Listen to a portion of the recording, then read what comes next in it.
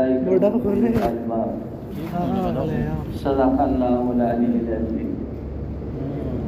وقال مصطفى صلى الله عليه وسلم من قال لا إله إلا الله مخلصا دخل الجنة.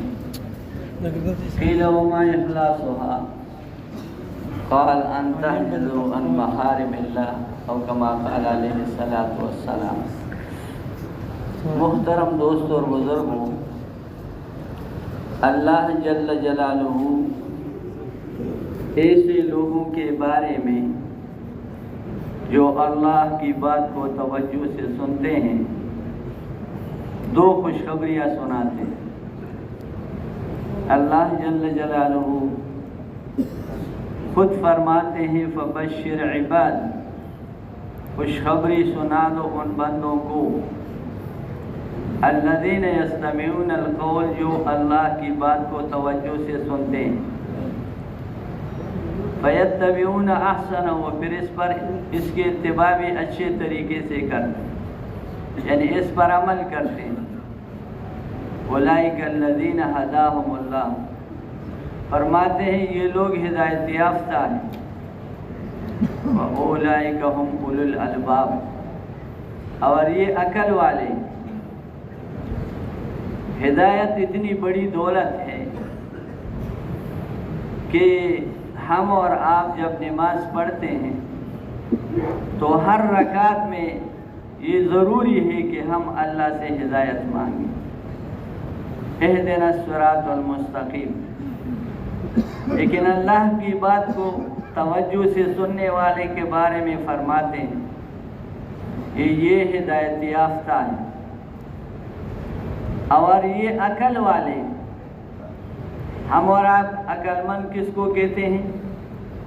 کوئی تھوڑا سا تجربہ ہو مال کمانے میں، یا کوئی ڈگری حاصل کرے، کوئی منصب حاصل کرے۔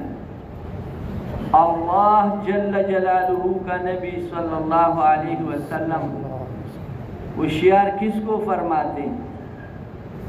الکیس من دان نفسه وعمل لما بعد الموت، والعاجز من اتبع نفسه هواه وتمنى على الله، او كما قال عليه الصلاة والسلام۔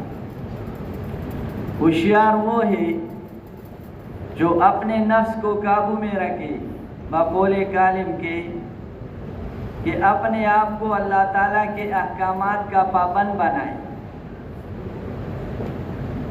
اور موت کے بعد کی زندگی کے لیے تیاری کریں، عمل کریں۔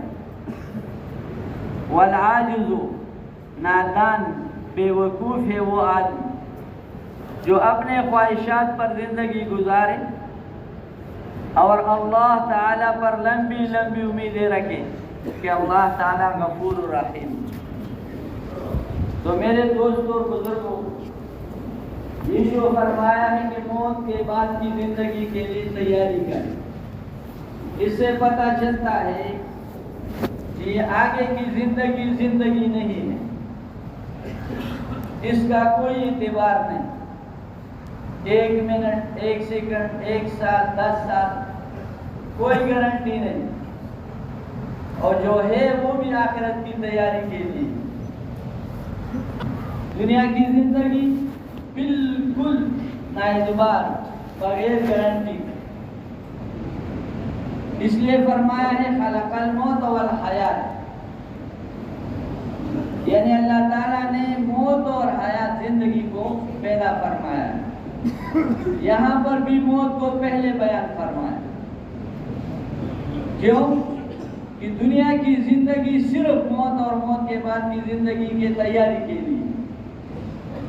ابھی ہم دھوکے میں پڑ گئے، یہاں دنیا میں آ کر دنیا کے نقشوں کو دیکھ کر ان سے متاثر ہوئے اور اس میں لگ گئے۔ اس لیے فرماتے ہیں کہ قیامت قریب ہے، لیکن لوگ غفلت میں پڑے ہوئے۔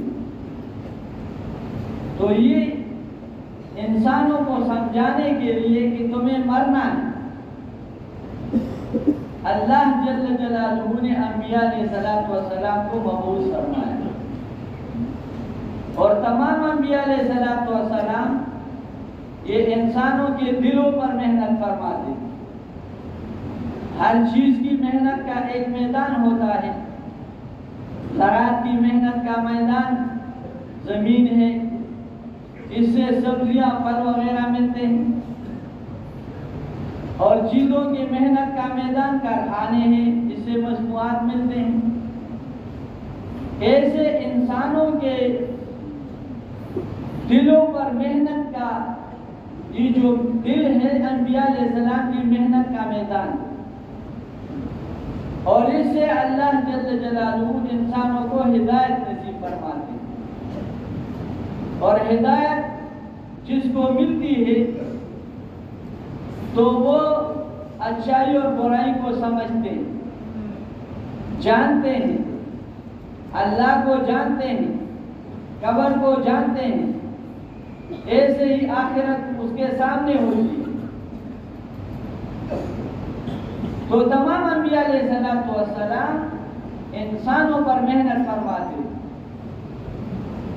کہ اے لوگو، اے میری قوم، لا الہ الا اللہ پڑھو، کامیاب ہو جاؤ. اللہ صرف اور صرف عبادت کا لائق. اللہ اس کا قابل ہے کہ اللہ کے سوا کسی کے سامنے انسان سر نہ جھکائے. اس لیے علماء کرام نے جھک کر سلام کرنا بھی منع فرمایا، یہ سر جھکا کر سلام کرنا، کیونکہ یہ سر صرف اللہ کے سامنے جھکنے والا ہے. ایک اونٹ آیا، نبی علیہ السلام وہ سر سیدھے کی طرح جھکائے. صحابہ نے عرض کیا، یا رسول اللہ صلی اللہ علیہ وسلم، یہ جانور ہے، یہ آپ کو سیدھا کرتے ہیں، تو یہ تو ہمارے لیے یہ ضروری ہے کہ ہم آپ کو سیدھا کریں.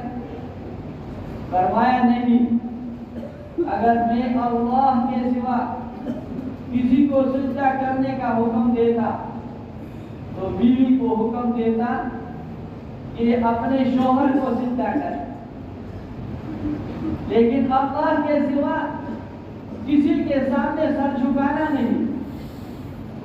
اس لیے علماء کرام نے لکھا ہے کہ اللہ کے غیر سے سوال کرنا، انسان لوگوں سے چیز مانگے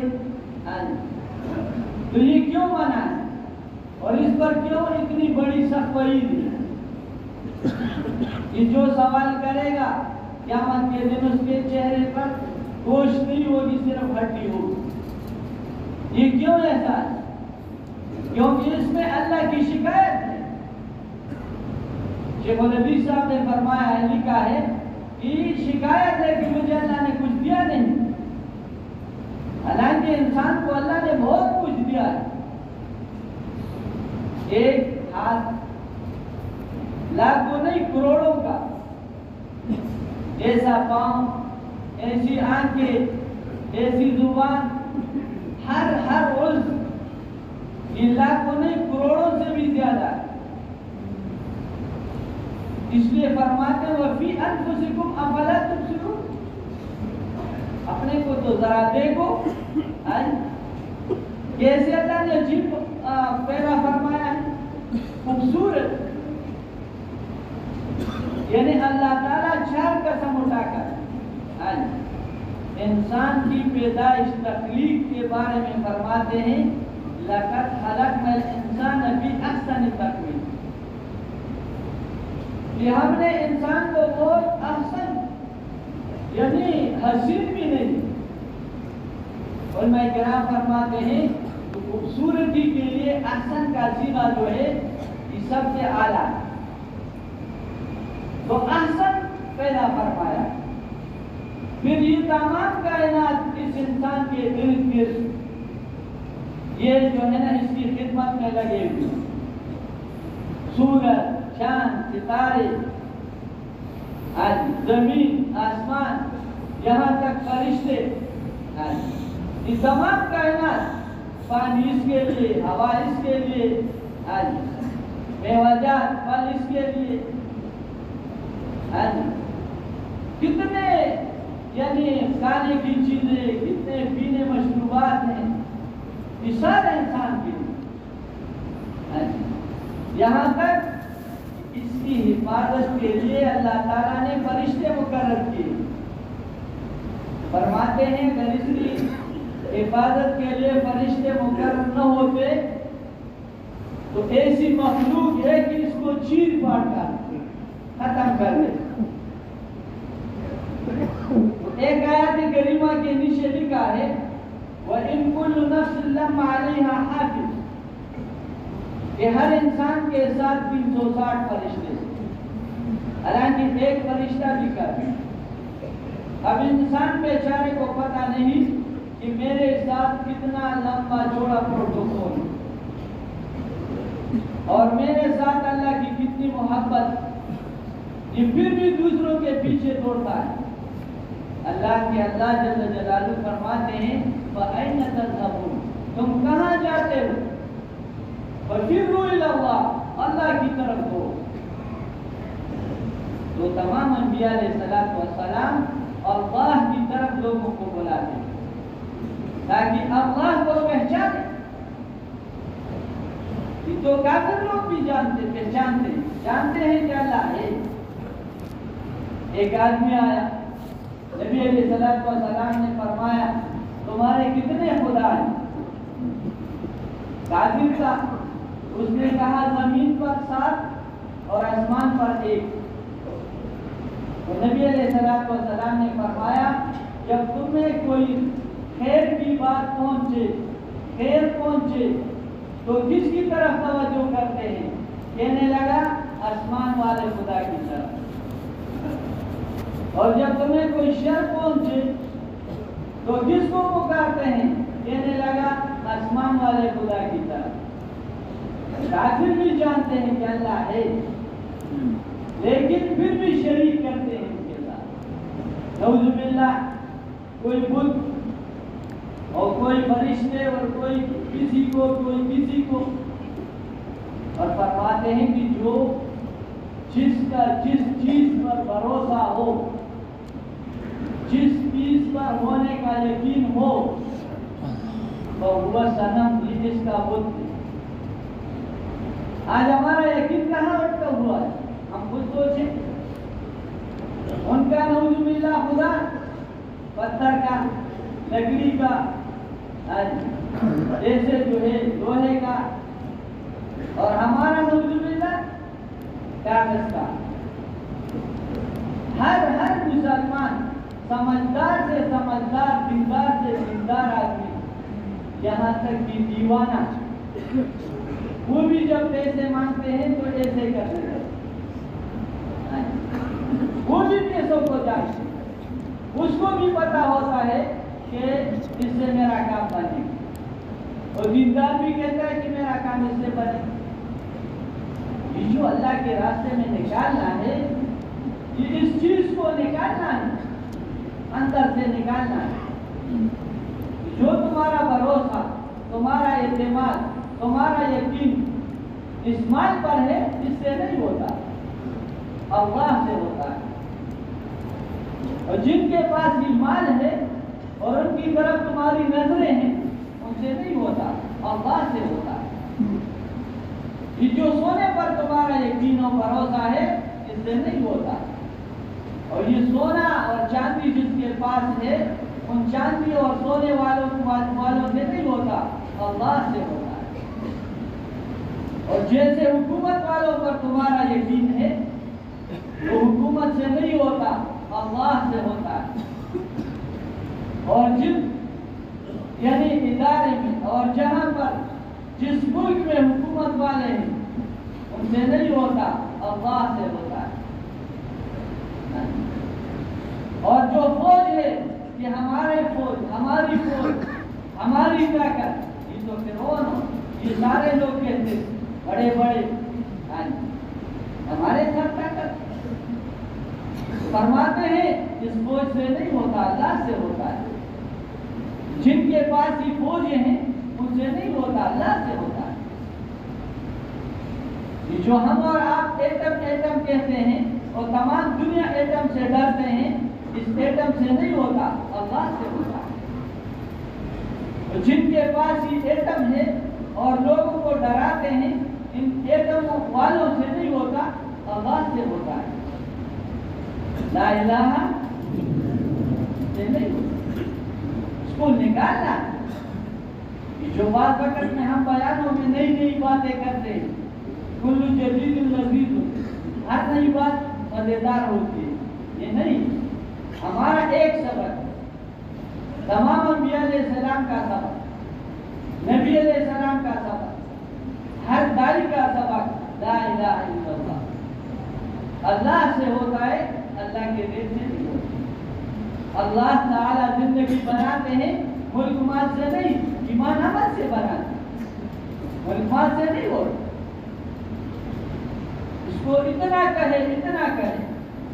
عجب جواب صاحب نور اللہ مرکزو فرماتے تھے، اتنا کہو، اتنا کہو، اتنا کہو تاکہ تمہارے دل میں اتر جائے. ایک بیان میں وہ اکثر فجر کا بیان فرماتے تھے، تو بیان کے بعد ایک آدمی، ایک بزرگ آیا سواد کا، اللہ قبر کو نور سے بھر دے. حاجی صاحب آج آپ نے اس بیان میں کئی سو مرتبہ یہ بات کہی کہ اللہ سے ہوتا ہے، اللہ کے غیر سے نہیں ہوتا. کئی سو، بعض 300 بتاتے.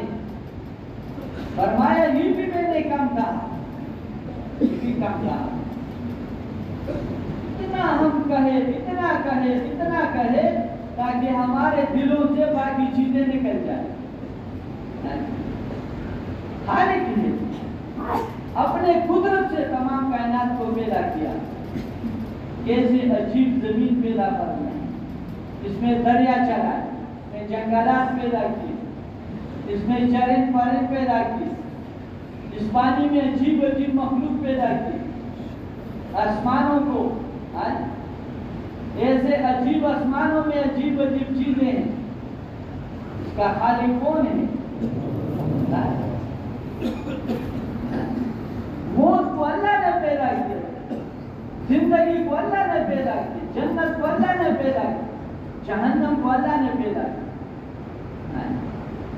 تمام کائنات کا صرف اور صرف خالق وہ اللہ. اور ایسے جیسے خالق ہے ایسے اللہ تعالی مالک. ایسا نہیں پیدا فرمایا چھوڑ دیا، نہیں، اللہ کے قابو میں ہے. اس سے وہ ہوگا جو اللہ چاہے، وہ نہیں ہوگا جو حکومت والے چاہیں. میری حکومت، نمرود نے چاہا ابراہیم علیہ السلام پیدا نہ ہو، اللہ نے چاہا ابراہیم علیہ السلام کو پیدا بھی فرمایا، اور پھر پالا، اور پھر نبوت دی، اور پھر نمرود کی حکومت کو ختم کرنے کا ذریعہ بنا. فرعون نے چاہا کہ موسیٰ علیہ السلام پیدا نہ ہو، لیکن اللہ نے چاہا موسیٰ علیہ السلام پیدا ہوا. اسی خزانے سے جس سے موسیٰ علیہ السلام کے ختم کرنے کے لیے ہزاروں بچوں کے قتل کا خرچہ نکلتا تھا، اسی خزانے سے حضرت موسیٰ علیہ السلام کے پالنے کا بندوبست بنا. لا الہ. اور پھر موسیٰ علیہ السلام کو جب جو ہے نا نبوت عطا فرمائی، تو اللہ تعالیٰ نے فرعون کی حکومت کو ختم کرنے کا ذریعہ بنا. مولانا محمد عمر سے پالنپوری رحمۃ اللہ علیہ اجتماع میں اکثر بیان فرماتے ہیں. فرمایا جب موسیٰ علیہ السلام کے قوم دریا کے سامنے آیا اور پیچھے سے فرعون کی فوج آئی، تو موسیٰ علیہ السلام چونکہ دائی تھا، تو دائی کا توجہ اللہ کی طرف ہوتا ہے، کسی اور کی طرف نہیں ہوتا، اور دائی کے ساتھ اللہ ہوتا ہے. جب قوم نے کہا انا لمدرکون، ہم تو پکڑے گئے، اور مفسرین فرماتے ہیں انا لمغرقون، ہم تو غرق ہو گئے. لیکن موسیٰ علیہ السلام کی توجہ اللہ کی طرف. کلا ان معی ربی سیہدین. حالانکہ لاکھوں لوگ ساتھ تھے، لیکن صیغہ واحد کا آیا، میرا اللہ میرے ساتھ. کیسے اللہ نے راستہ نکالا؟ وہ فرماتے تھے جب موسیٰ علیہ السلام کو حکم ہوا اضرب بعصاک البحر، اس دریا کو عصا پر مارو، تو عجیب بات فرمائی کہ یہ دریا کو مارنا نہیں تھا، بلکہ یہ عقل والوں کی عقل کو مارنا تھا. اس سے نہیں ہوتا، اللہ سے ہوتا، اللہ سے ہوتا. میرے دوستوں بزرگوں، ان حکومتوں سے، ان چیزوں سے، ان تمام کائنات سے وہ ہوگا جو اللہ چاہے. وَمَا تَشَاءُونَ إِلَّا أَن يَشَاءَ اللَّهُ رَبُّ الْعَالَمِينَ. وہ نہیں ہوگا جو تم چاہتے، وہ ہوگا جو اللہ چاہے، رب العالمین. وہ ہو، اس کا یقین دل میں آ جائے، اس سے نہیں ہوتا. مفتی زین العابدین سے نور اللہ مرتضی فرماتے تھے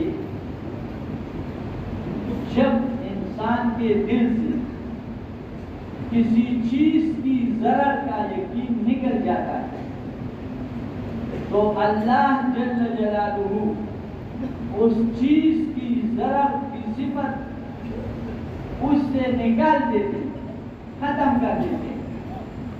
جیسے ابراہیم علیہ السلام آگ میں پڑے ہیں، کیونکہ ابراہیم علیہ السلام کے دل سے آگ میں جلانے کی وہ یقین نکل گیا تھا، اس لیے اللہ تعالیٰ نے وہ صفت ختم کر دی. آگ جل رہا ہے لیکن نہیں جلا رہا ہے، کون کرتا ہے؟ فرماتے تھے پھر اللہ تعالیٰ اسے اس صفت کو ختم کر دیتے. جب حضرت خالد بن ولید رضی اللہ عنہ کے سامنے زہر کا شیشہ لایا تو جرنیل نے کہا کہ آج ہم نے اپنے اسلحوں کو ایسی زہر دی ہے کہ اگر یہ تمہارے بدن کے ساتھ لگے ایسا ایسا، تو فرمایا اگر میں یہ پیوں تو پھر بہت خوش ہوا. چلو اگر یہ شہید ہو گیا تو ہمارا کام بن جائے گا. اب ہم زہر نہیں پی لیں کیونکہ اندر وہ یقین نہیں ہے. خالد رضی اللہ عنہ نے لیا، وہ شیشی لی اور دعا پڑھی، بسم اللہ الذی لا یضر مع اسمہ شیء فی الارض ولا فی السماء وهو السمیع العلیم. زہر پی رہے ہیں، کوئی تکلیف نہیں دے رہے. زہر سے وہ ہوگا جو اللہ چاہے. اب یہ بھی ہمارے اپنی بستی میں ایک آدمی نے وہ بیوی اپنے اسپتال کو لے گئی. کسی نے پوچھا کس لیے؟ کہنے لگا کہ ڈاکٹروں نے جب اندازہ کیا اور اس کے ٹیسٹ کیے، اس کے بدن میں ایسی جراثیم تھی کہ وہ زہر کے علاوہ وہ ٹھیک نہیں ہوتی، تو زہر کا انجیکشن لگایا تاکہ یہ جراثیم ختم. لا الہ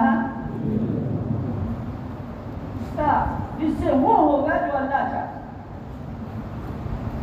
اور اللہ تعالیٰ رازق بھی، خالق بھی ہے، مالک بھی ہے اور رازق بھی. اب رزق دینے میں کسی کا محتاج نہیں. دکان ہوگا تو رزق ملے گا، تجارت ہوگی تو رزق ملے گا، منع نہیں ہے. کیونکہ رہبانیت منع ہے اسلام میں، لا رہبانیت فی الاسلام منع ہے. لیکن یقین نہ ہو، جب یقین نہیں ہوگی تو فائدہ کیا ہوگا؟ جیسے ہمارے بڑے فرماتے ہیں کہ تم دکاندار ہو تو دکان کی نفی کرو، دکان سے نہیں ہوتا اللہ سے ہوتا ہے.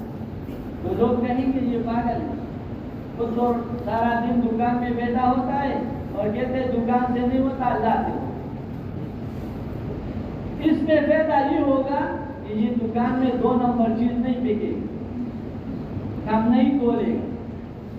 غلط چیز نہیں بکے گا، جو واپس سودا لائے گا خوشی سے لے گا، سنت سمجھ کر۔ کیوں؟ یہ دعوت دیتا ہے کہ دکان سے نہیں ہوتا، اللہ سے ہوتا ہے۔ اب ملازم ہے، تنخواہ سے نہیں ہوتا، اللہ سے ہوتا ہے۔ جب اس کا دعوت دے گا، لوگ کہیں گے سارا دن تو دفتر میں بیٹھا ہوتا ہے، پورا مہینہ دوڑتا ہے اور کہتا ہے تنخواہ سے نہیں ہوتا۔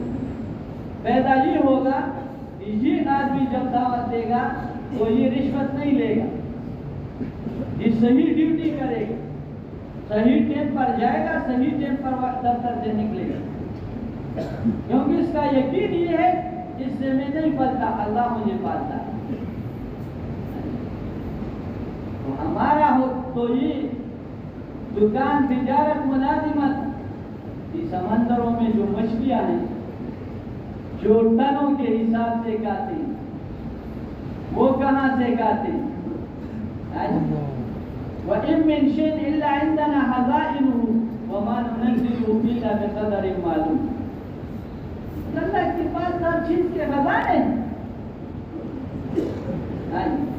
یہ فضائل اعمال میں عنبر کا جو واقعہ لکھا ہے، سارے ساتھی سنتے رہتے ہیں، بولتے ہیں، پڑھتے ہیں کہ نبی علیہ السلام نے 300 صحابہ کی جماعت سمندر کے کنارے بھیجی، اور جو ظاہرہ ختم ہو گئی۔ اب ایک صحابی نے کہا کہ اونٹ ذبح کرو، میں مدینہ میں قیمت ادا کروں، روزانہ 3 اونٹ ذبح کرتے۔ اب امیر صاحب کو پتا چلا تو اس نے کہا نہیں بھائی، واپس ہی مشکل ہو جائے گی۔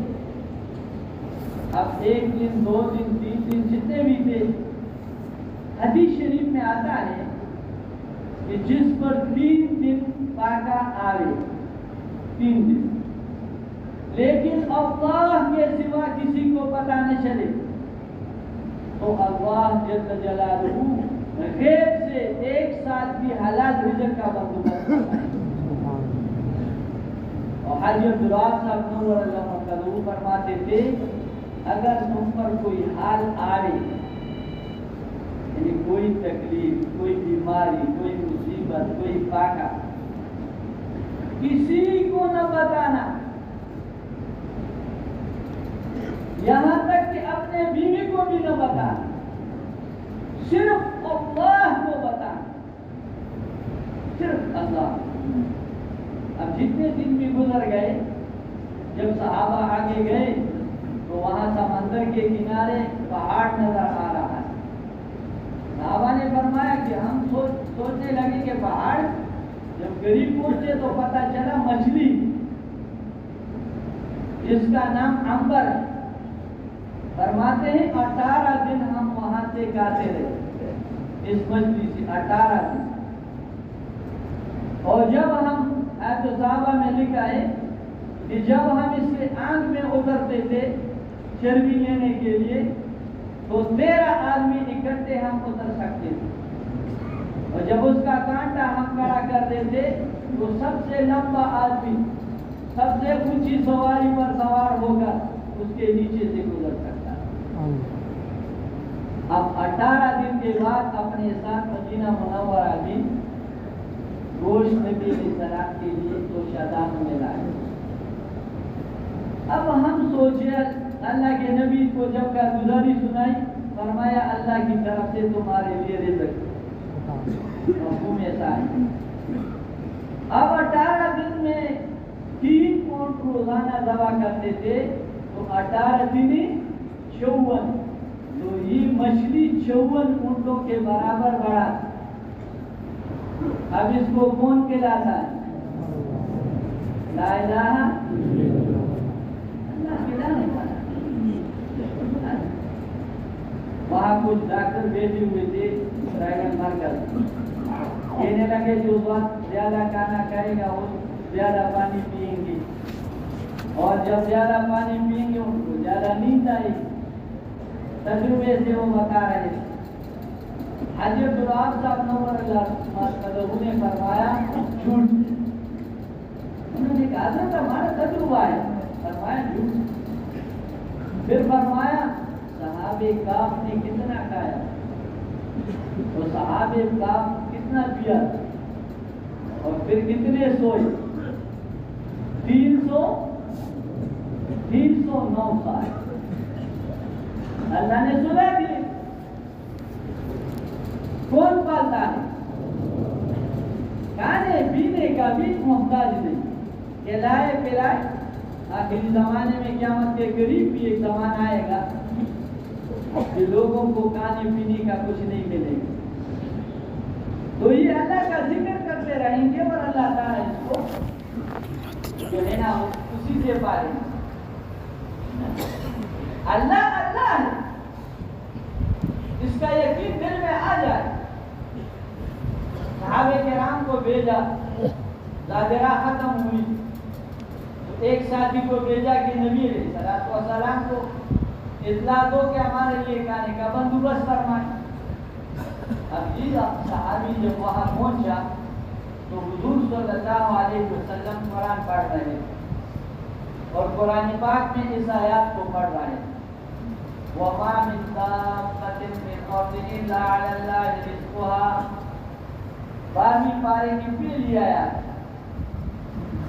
تمام زمین پر جو چیز ایسی ہے اس کے رزق کا ذمہ اللہ ہے. اس صحابی نے کہا جب اللہ نے ذمہ لیا ہے تو پھر نبی علیہ السلام کو کیوں تکلیف دوں؟ کیوں تکلیف دوں؟ واپس آیا، ساتھیوں کو کہنے لگا کام ہو گیا. وہ بھی خوش ہوئے، اچھا تو خوش. اتنے میں ایک آدمی نے مزیدار گوشت اور روٹی بولا کر ان کو دیتے اور کھانے لگے. جب نبی علیہ السلام کے پاس گئے تو کہنے لگے یا رسول اللہ صلی اللہ علیہ وسلم آج بہت مزیدار کھانا بھیجا، اعلیٰ قسم کا. تو نبی علیہ السلام کو تو پتا تھا کہ میں نے نہیں بھیجا ہے. کس نے بھیجا؟ اللہ اللہ ہے بس. تو دل میں یہ یقین آ جائے فِي السَّمَاءِ رِزْقُكُمْ وَمَا تُوعَدُونَ. تمہارے رزق آسمان میں ہے، زمین میں نہیں. آسمان میں ہے، ہمیں نظر آتا ہے زمین میں. جیسے تالاب میں چاند نظر آتا اور سورج نظر آتا، ایسے ہمیں بھی زمین میں دکان میں ملازمت. میں نے تو آپ کو عرض کیا کہ مچھلیوں کا کہا دکان ایک نہیں، یہ اربوں کروڑوں مچھلیاں اس سمندروں میں اللہ کے لا رہے ہیں. میرے دوستوں کو اس کا یقین دل میں آ جائے. اللہ حفیظ ہے، حفاظت اللہ کے ہاتھ میں. حفاظت اسلحے میں نہیں. کبھی کبھی اسلحہ الٹا استعمال ہو کر اپنے آدمی کو مارتا ہے. اسلحہ اللہ. نبی علیہ السلام نے آدمی کو مقرر کیا غنیمت کے مال پر، تو وہ رات کے وقت ایک آدمی آیا اور چوری کرنے لگا. تو اس نے پکڑا، منت سماجھ شروع کی خیر ایک نہیں اور کا یہ ہے وہ. نبی علیہ السلام نے صبح فرمایا چور کے ساتھ کیا کیا؟ عرض کیا یا رسول اللہ وہ بہت منت سماجت کرنے لگا، چھوڑ دیا. فرمایا دوبارہ کل رات پھر آئے گا. دوسری رات پھر منت سماجت کر کے چھوڑ دیا. تیسری رات اس نے کہا نہیں ابھی نہیں چھوڑوں گا، ضرور نبی علیہ السلام کے پاس نہیں جاؤں گا. اب اس نے کہا کہ میں تجھے ایک چیز بتاتا ہوں، پھر تم سے چوری نہیں ہوگی. تم آیت الکرسی پڑھتے رہو، تم سے چوری نہیں ہوگی. بس چھوڑ دیا، چلا گیا. صبح نبی علیہ السلام نے پھر فرمایا کیا چور کے ساتھ. کہنے لگا یا رسول اللہ صلی اللہ علیہ وسلم یہ مجھے بتایا کہ آیت الکرسی پڑھتے رہو تم سے چوری نہیں ہوگی. فرمایا ہاں ہے تو جھوٹا کبھی کبھی سچ بولتا ہے. بھائی حفاظت اللہ کرتے ہیں اور اعمال کے ذریعے کرتے ہیں. اسلحے میں طاقت نہیں ہے، اس کا یقین دل میں آ جائے محمد الرسول اللہ صلی اللہ علیہ وسلم کے طریقوں میں کامیابی، عزت، خوشی ہے، چین ہے، سکون ہے، اطمینان ہے۔ غیروں کی زندگی میں بدبو ہے، ان کی زندگی سے، معاشرت سے ہمیں گن آئے، ہم ان کے زندگی پر دھوکے۔ ایسے نبی جب نبی علیہ السلام کسی گلی سے گزرتے اور کسی بچے کے سر پر ہاتھ پھیر لیتے، اور جب وہ بچہ گھر چلا جاتا تو گھر والوں کو پتا ہوتا کہ یہاں سے نبی علیہ السلام تشریف لے گئے۔ کیوں؟ اس بچے کے بالوں سے خوشبو آتی تھی، صرف ہاتھ پھیرنے سے۔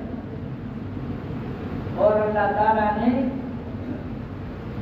جب اوپر آسمانوں پر لے گیا، ایک جگہ ایسا آیا کہ جبریل علیہ السلام بھی رک گئے، یا رسول اللہ میں آگے نہیں جا سکتا۔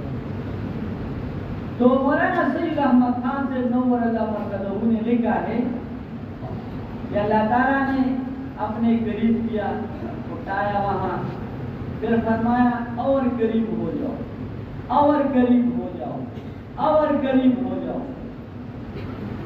یہ مولانا صاحب نے کیا، فَكَانَ قَابَ قَوْسَيْنِ أَوْ أَدْنَىٰ۔ ہم نے اپنے حبیب کو اتنا قریب کر دیا جیسے تم دو کمانوں کو قریب کرتے۔ یہ عربوں کا دستور، جب آپس میں صلح کرتے ہیں تو دو کمانوں کو قریب کرتے ہیں۔ ایسے نبی، اتنے بڑے نبی، ہم اندھوں کے پیچھے جا رہے ہیں۔ ایک لوگ ہیں یہود اور نصارہ، یہ اندھے ہیں، ان بیچاروں کے پیچھے جائیں گے تو جہنم کے گڑھے میں اللہ نہ کرے گر جائیں گے۔ نبی کے طریقے پر ہماری شادی، ہماری بیاہ، ہمارا غم، ہمارا چلنا پھرنا، ہمارے ایک ایک ادا سے پتا ہو کہ یہ محمد ہے۔ ایسا نہ ہو کہ ہم اپنے بچوں کو غیروں کا لباس پہنائے اور خوش ہو جائے، میرا بچہ بہت خوبصورت نظر آتا ہے۔ مفتی زین العابدین سے ابن عمر اللہ فرماتے تھے کہ اگر تم نے بچپن میں بچوں کو غیروں کا لباس پہنایا تو وہ آخر وقت تک سنت کا مزہ نہیں لے سکتے۔ ایک بچی سے پوچھا گیا کہ سنت کے مطابق کپڑے کیسے، تو کہنے لگی سادہ اور کشادہ، سادہ اور کشادہ۔ حضرت عبدالوہاب صاحب نور اللہ مرکزہ فرماتے تھے پردہ کسے کہتے؟ ایسے کپڑے ہو، ایسا لباس ہو کہ یہ پتہ نہیں چلے کہ کون سا عضو کہاں پر ہے، یعنی یہ پتہ نہیں چلے ٹانگ کہاں ہے، ہاتھ کہاں ہے۔ ایسے کپڑے، ایسا لباس، اس لیے ہمارے علماء کرام فرماتے ہیں کہ بازاروں میں جو تیار کپڑے ملتے ہیں بچوں کے، انہیں پہنا ہو، کسی کا پانچہ اوپر، کسی کا پانچہ تنگ، کسی کا جو ہے نا۔ تو میرے دوستوں کو ہم محمد ہی ہے، ہم عام لوگ نہیں ہیں۔ ہم صحابہ کو دیکھیں، اپنے نبی کو دیکھیں، ان کی عورتوں کو دیکھیں، ان کے عورتوں کے حالات گھروں میں سنائیں، زندگی سنائیں، تعلیم کے حلقے لگائیں تاکہ ہماری عورتیں، ہمارے بچے ہمارے ساتھ اس چیز پر آ جائیں، ماحول بنے۔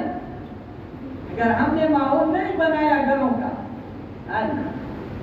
تو مفتی زین العابدین صاحب نور اللہ مرکزہ فرماتے تھے اگر آدمی اتنا بزرگ بنے جیسے حسن بصری رحمت اللہ علیہ، لیکن گھر میں عورتوں میں دین نہیں ہے تو یہ دین پر نہیں چل سکے گا۔ اور اگر یہ بیوی بھی دیندار بنی جیسے راجہ لیکن بچوں میں دین نہیں تو یہ دونوں دین پر نہیں چل سکیں گے. جب شادی کا وقت آئے گا امیر صاحب تم سے روزے میں جاؤ، امیر صاحب آپ کے چھیننے کا وقت پھر یہ ہو تاکہ ہم اپنا کریں. ہم محمد کی اپنے بچوں کا اپنے عورتوں کا ذہن بنائے. ہمیں مرنا ہے مرنا. مولانا یوسف رحمۃ اللہ علیہ فرماتے تھے گھروں میں موت کی فضا بناؤ، گھروں میں موت کی فضا بناؤ. آج ہم مرنے کے لیے تیار نہیں ہیں، نہ ہماری عورتیں تیار ہیں. اور میرے دوستوں بزرگوں جو ہم نماز پڑھتے ہیں نا، تو بعض نماز جب آدمی پڑھتا ہے اس کو وہ نماز بد دعا دیتی ہے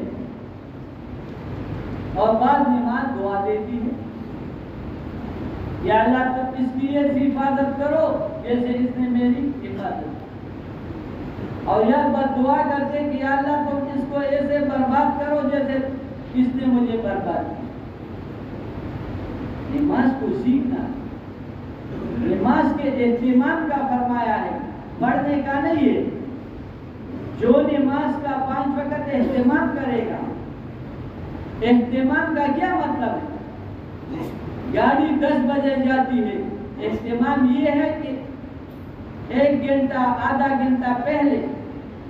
جہاز ہے 11 بجے تو 2-3 گھنٹے پہلے جانا پڑے.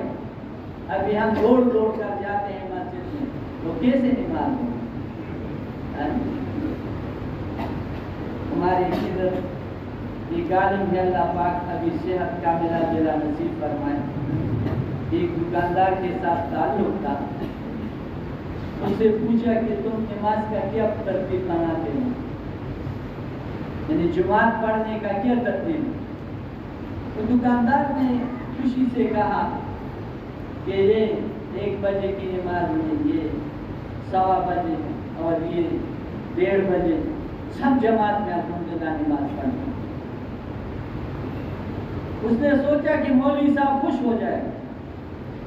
مولوی صاحب کا تعلق تھا تو فرمانے لگے تمہارے دکان میں اور کافر کے دکان میں کیا فرق؟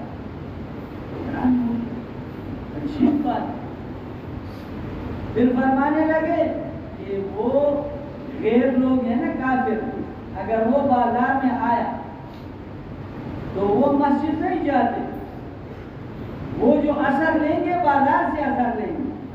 اب نماز کا وقت ہے، لوگ بازاروں میں مشغول ہیں. ٹھیک ہے، ایک نے 1 بجے نماز پڑھی، دوسرے نے 1:15 بجے، تیسرے نے 1:30 بجے، لیکن وہ مسجد جاتے نہیں ہے تو کیا اثر لیں گے؟ میرے دوستوں بزرگوں، جب دکان بند ہو جائے گا تو اللہ کو پتہ چلتا ہے کہ واقعی جی میرا بندہ میرا ہے. ایک دفعہ ایک عالم نے پوچھا کہ تمہیں جماعت کی نماز پسند ہے یا 10 روپے پسند ہے؟ اس زمانے میں ہمارے ہاں جو علاقہ ہے 10 روپے کرایا. ہم نے کہا ہمیں نماز پسند ہے جماعت. تو فرمانے لگے اچھا تم مثلا آ رہے ہو، راستے میں کہیں پر اذان ہو گئی، جماعت کا وقت ہے، اب تم وہاں اتر کر جماعت کے ساتھ نماز پڑھ کر پھر دوبارہ 10 روپے دے کر اور پھر پشاور آئے. ایسا کس کس نے کیا؟ وہ سب وہ چپ ہو گئے. ایسا نہیں کیا ہے، کیونکہ دل میں سوچتے ہیں کہ 10 روپے کرایہ اب ضائع ہو جائے. وہ کہنے لگا کہ بس یہی سے پتا چلتا ہے کہ تمہیں 10 روپے پسند ہے، جماعت کی نماز پسند نہیں. ہمارا کیا حال؟ اذان ہوتی ہے اور ہم لگے رہتے ہیں. پھر جب جاتے ہیں تو ایسی نماز پڑھتے ہیں کبھی کبھی انسان کو ترس آتا ہے، خفا ہوتا ہے. اتنا دیندار آدمی، اتنا خوبصورت داڑھی، اتنا جو ہے نا اچھا آدمی ایسی نماز پڑھتا ہے. ایک آدمی نے ایک مسجد میں پرانے زمانے میں نماز پڑھی تو ایک صحابی نے دیکھا اس کے نماز میں اور اس کو فرمانے لگے کہ یہ نماز تم کب سے پڑھتے ہو؟ کتنے سال بتائے؟ فرمایا اگر اس نماز ایسی نماز جو تم پڑھتے ہو تو قیامت کے دن تو نبی علیہ السلام کے امت پر نہیں اٹھائے جاؤ گے، کسی اور کے امت پر اٹھائے جاؤ گے۔ نماز کو سیکھنا ایسا نہیں، الفاظ سیکھنے، تعدیلی ارکان اور ترتیبی ارکان یہ واجب ہے، اس کو آرام آرام سے۔ ایک عالم نے فرمایا ایک دفعہ مفتی زین العابدین سے نور مرکزہ نماز پڑھ رہے تھے نفل، میں بھی قریب بیٹھا ہوا تھا، تو جب وہ رکوع میں تشریف لے گئے تو میں گننے لگا اندازتاً بھی کتنی مرتبہ تسبیح پڑھے گی، تو میں گنتا رہا تو 23 مرتبہ سبحان ربی العظیم پڑھا، پھر سجدے میں تسبیحات 23 مرتبہ۔ پھر دوبارہ ایک وقت ایسا آیا کہ وہ بیمار تھا، اللہ کی شان پھر میں بیٹھا ہوا تھا اس کے ساتھ، نیت باندھی، پھر میں گنتا رہا کہ آج تو بیمار ہے، آج کتنی مرتبہ پڑھیں گے، تو میں گنتا رہا تو بیماری میں 13 مرتبہ تسبیحات پڑھے۔ اب ہم سوچیں کہ مفتی صاحب کا کیسے پڑھنا ہوگا، کتنا وقت لگے گا رکوع میں اور کتنا وقت لگے گا سجدے میں، اور دونوں سجدوں کے درمیان جو ہم کوما کہتے ہیں، کوما اور جلسہ، تو ہم کیسے کرتے ہیں کوما اور جلسہ؟ اس لیے میرے دوستوں بزرگوں، مولانا یوسف رحمۃ اللہ علیہ سے کسی نے کہا حضرت خالی کلمہ نماز سے کیا ہوگا؟ حضرت نے فرمایا ہاں خالی کلمہ نماز سے کچھ نہیں ہوگا، کلمہ نماز کی حقیقت سے سب کچھ ہوگا۔ تو نماز سیکھیں گے نا انشاءاللہ، اور بھائی روزانہ اگر ہم ایک مسئلہ سیکھیں گے تو ہم مہینے میں 30 مسئلے سیکھیں گے، سال میں 365 مسائل سیکھیں گے، یہ ضروری ہے۔ لیکن آج ہم میں سیکھنے کا وہ جذبہ نہیں ہے، سالوں سال گزر گئے، سالوں سال نماز میں موٹے مسائل اس کا بھی پتہ نہیں۔ دین کا سیکھنا خود بھی اور عورتوں کو بھی سکھانا ضروری ہے۔ کیوں؟ ہماری عورتیں کس سے پوچھیں گی؟ ان کو یہ پتا ہو کہ ان کپڑوں میں نماز ہوتی ہے یا نہیں، اس دوپٹے میں نماز ہوتی ہے یا نہیں، اور نماز مجھے کہاں پڑھنا چاہیے۔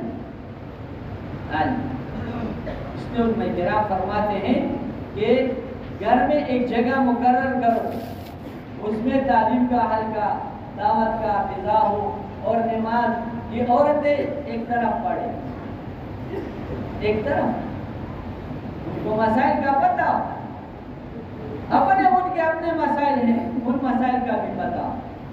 ایسی ہم زندگی نہ گزارے، جاہلانہ زندگی نہ گزارے، نہ ہماری عورتیں جاہلانہ زندگی گزارے، بلکہ عالمانہ نماز، عالمانہ زندگی، اور ہماری عورتیں بھی عالمانہ زندگی گزارے۔ وہ ضروری ہے، اللہ کا کلام ضروری ہے روزانہ ہم 1 سپارہ تلاوت کریں۔ اگر قرآن کا حافظ ہو تو 3 سپارے۔ ہماری عورتیں، شیخ الحدیث صاحب نے لکھا ہے غزل اعمال میں کہ الحمدللہ میرے گھر کی عورتیں کاروبار، گھر کے گھریلو کاروبار کے ساتھ ساتھ 15-20 پارے روزانہ پڑھتے ہیں۔ کہ وہ عورتیں ہماری عورتیں نہیں، ہماری بھی عورتیں، لیکن ہم نے اتنے دھندے شروع کر دیے کہ وہ کپڑوں کے دھونے اور استری کرنے سے وہ فارغ نہیں ہوتے۔ میرے دوستوں کو دین کا سیکھنا ضروری ہے، بچوں کو عالم بنائے، حافظ بنائے، لیکن وہ بھی اپنے بیوی اور بچوں کے مشورے پیار سے محبت سے سختی سے نہیں. سختی سے حفظ کرائیں گے آگے جا کر حافظ نہیں رہ جائے گا. عالم وہ نہیں علم نہیں یاد کر سکے. کتنے فضائل کتنے تعلیم کے حلقے اور اتنے فضائل گھر والے سنے کہ اپنے جذبے سے وہ علم حاصل کرے, اپنے جذبے سے قرآن حفظ کرے اور خود وہ اللہ کے راستے میں اور روزانہ جو ہے نا وہ ہم سیکھتے رہیں. اور ایسے ہی اللہ کا ذکر کریں. اللہ کا ذکر اتنا ضروری ہے کہ ہماری زبان پر اور کسی کا ذکر ہی نہ ہو. سبحان اللہ, الحمدللہ, لا الہ الا اللہ, اللہ اکبر, توجہ کے ساتھ محبت کے ساتھ. حاجی صاحب کو فرماتے تھے 200 مرتبہ صبح 200 مرتبہ شام, لیکن چلو کم از کم 100 مرتبہ تو ہم پڑھیں. یہ تسبیحات جو ہمیں بتاتے ہیں, ایک دفعہ درود شریف پڑھیں گے 10 رحمتیں نازل ہوگی, اور 10 مرتبہ پڑھیں گے 100 رحمتیں نازل ہوگی, اور 100 مرتبہ پڑھیں گے 1000 رحمتیں نازل ہوگی, اور 100 سے زیادہ کریں گے تو پیشانی پر لکھ دی جاتی ہے برات من النار و برات من النفاق. جہنم سے بھی بری, منافقت سے بھی بری. کم از کم 200 مرتبہ استغفار کا ہم اہتمام کریں, پابندی کے ساتھ.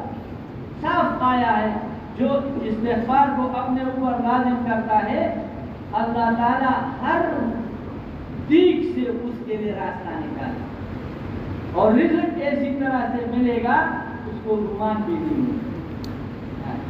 یہ صحابہ کی صفت ہے کہ وہ صبح کے وقت استغفار کرتے. کیا ملتا تھا؟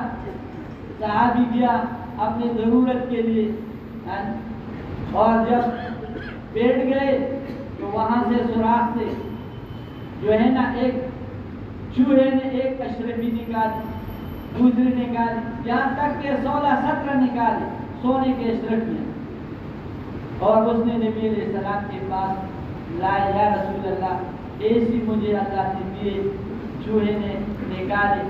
تو فرمایا تم نے تو اس سوراخ میں تو ہاتھ نہیں ڈالا تھا. کہنے لگا نہیں یا رسول اللہ خود لائے. فرمایا اللہ کی طرف سے دے. اللہ سے اعمال کے ذریعے وصول کرنا, عمل کے ذریعے استغفار کو لازم پکڑنا. اور میرے دوستوں بزرگوں, ہم کام کس کا کرتے ہیں؟ کام تو اللہ کا ہے, لیکن دیا ہے انبیاء علیہ السلام. صحابہ کرام انہوں نے کیا, لیکن وہ صاف فرماتے تھے ہمیں دیکھو ایسے بنو کامیاب ہو. لوگوں کو تقریر نہیں کرتے.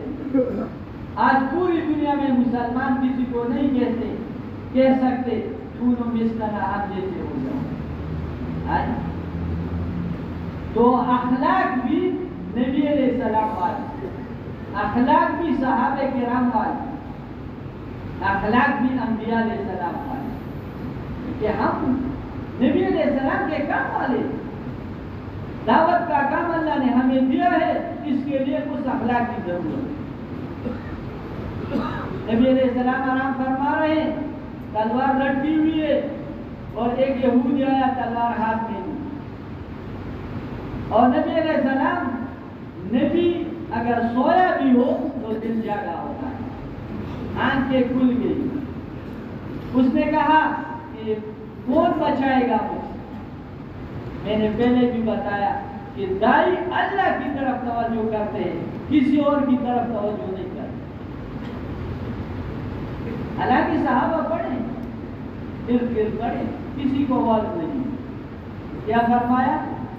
اللہ, اللہ کا لفظ کہتے فرماتے ہوئے اس کے ہاتھ درد نہیں, تلوار گری, نبی علیہ السلام کے ہاتھ میں آئی, اس کو معاف کر دیا یا قتل کر دیا؟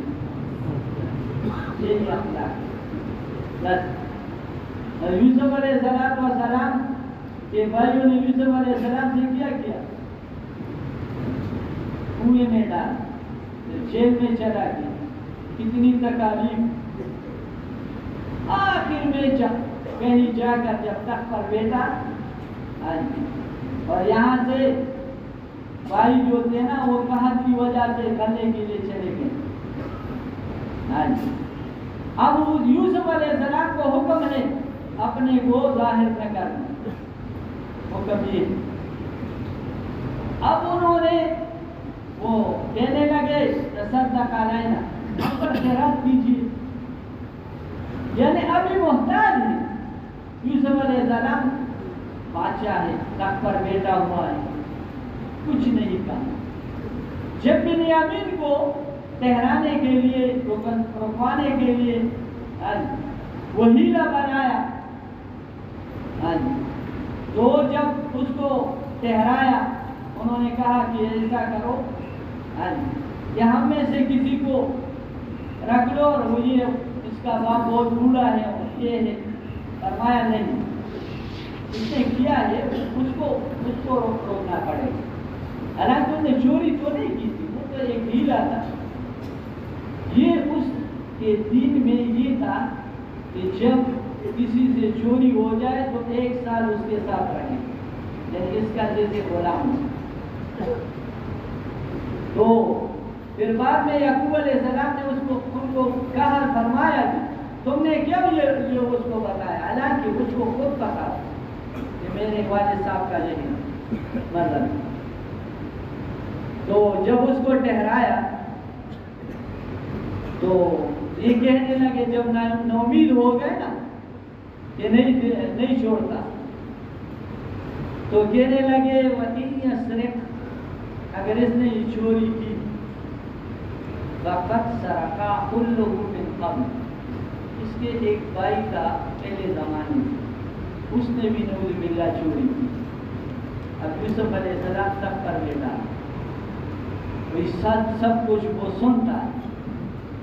یہ اس زمانے میں بچپن میں یہ اپنے کسی رشتہ دار کے ساتھ رہتا تھا، تو جب یعقوب علیہ السلام اپنے گھر لے جاتے تو اسی نے ایک پگڑی نیچے باندھی اور اسی کے بہانے سے وہ اپنے ساتھ ٹہرا دیا۔ وہ بات پرانی تانا دیا، تانا جو تبیس پختوں کے پیغور ہوئی سم خیال ہے کہ مجھے سو پیغور رہا کی سبق۔ تو انہوں نے کہا کہ اگر اس نے کی ہے نا بنیامین نے، چلو ٹھیک ہے، اس کے بھائی نے بھی پہلے زمانے میں کیا، نعوذ باللہ۔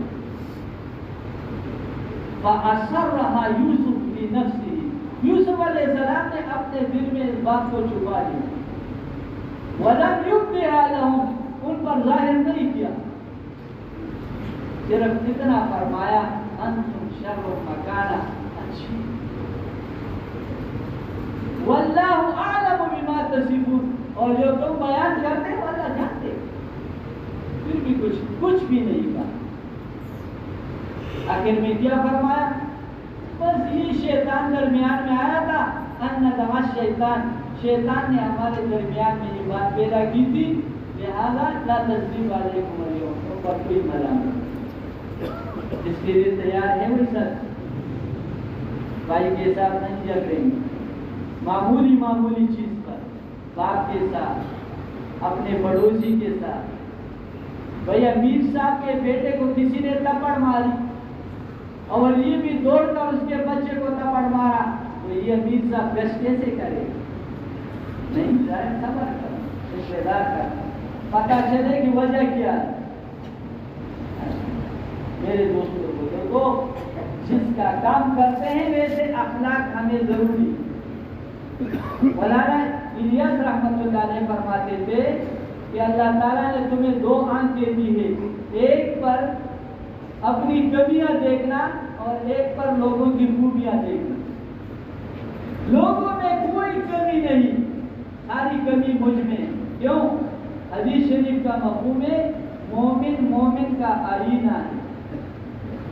اب آدمی آئینے کے سامنے کھڑا ہوتا ہے، آئینے میں کوئی داغ نہیں ہوتا، داخلہ ادھر ہوتا ہے یا ادھر یا ادھر، لیکن آئینے میں نظر آتا ہے۔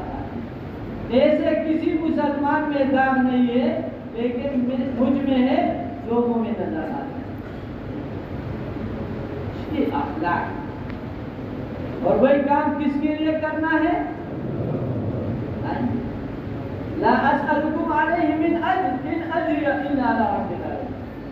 انبیاء نے ذرا فرمایا ہم تم سے کچھ بھی نہیں چاہتے، ہمارا اجر تو اللہ پر، رب العالمین پر۔ اخلاص والے ہدایت کے چراغ، ان کی وجہ سے بڑے بڑے فتنے شروع ہوتے ہیں۔ ہر نیک عمل اللہ کی، اگر ایک آدمی کہہ لیا جی صاحب بہت اچھا آدمی، سارا مرکز والے کہیں اس کو ایک نوالا روٹی نہیں ملتا، ایک گلاس پانی نہیں ملتا، کہیں تو کہیں کیا؟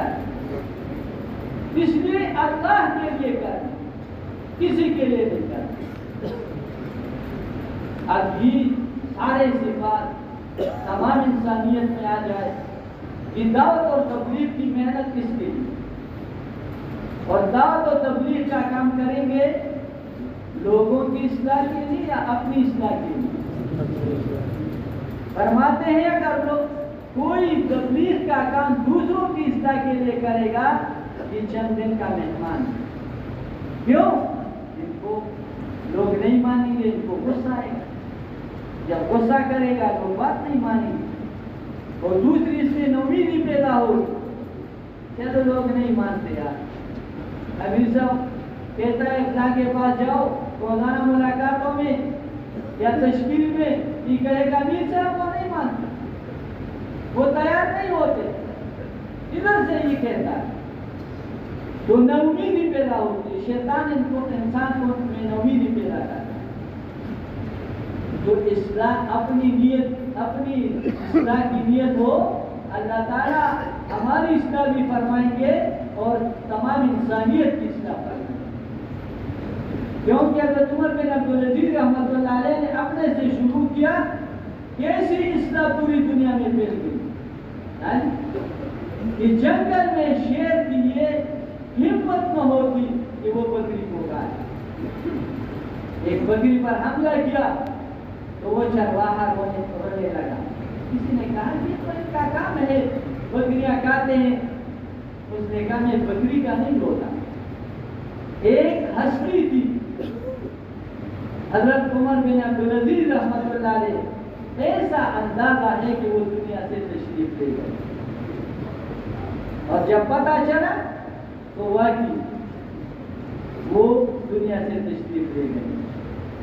یہ بکری کھا نہیں سکتے جانور، شیر نہیں کھا سکتے، تو اپنی اصلاح اپنی سے شروع۔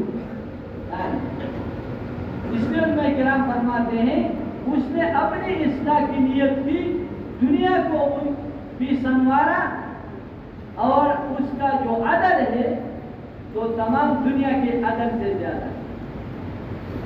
اور حجاج بن یوسف اس نے اصلاح کی نیت کی، لیکن دوسروں کی اصلاح کی نیت کی۔ اس کا یہ مذہب تھا کہ بس کوئی بات نہ مانے سر کاٹ، تو کیا ہوا، اپنی اصلاح بھی نہیں کی اور لوگوں کی اصلاح بھی نہیں کی، اور اس کا ظلم تمام دنیا کے ظلم سے زیادہ ہے۔